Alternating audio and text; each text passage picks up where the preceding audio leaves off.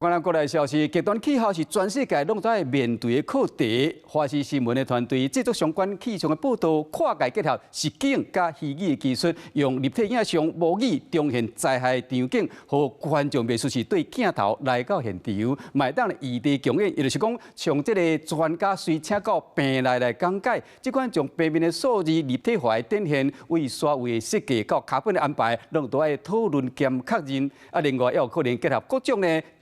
甲怪这个装备带来视觉化的体验，更加会使直接感受到极端气候所带来冲击。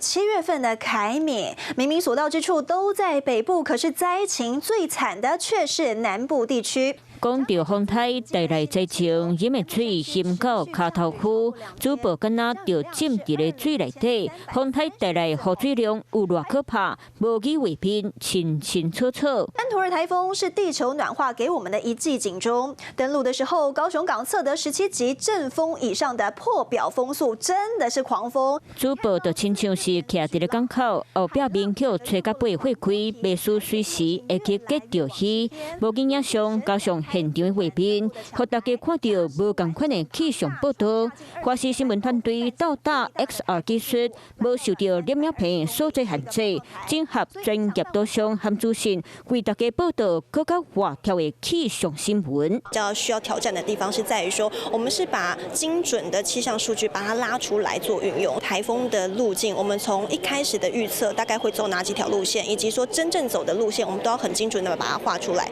呈现在我们的镜面当中。全球暖化无法度避免，极端气候是全世界拢爱面对课题。透过 XR 技术，乃当互专家就亲像伫咧摄影棚内底现场解说，嘛互观众就亲像对伫咧摄影机边呀，看到上新的新闻消息。其实我们也可以透过我们自己的载具去模拟现场的数据，还有现场淹水的程度，是让民众自己可以来体验。那这个也是我们这样的直播服务可以达到的其中的效果，甚至可以让民众亲临这个现场。新闻报道和现代科技跨界合作，让观众更加当感受极端气候带来的影响，嘛提醒咱大家爱为未来的天灾提早做准备。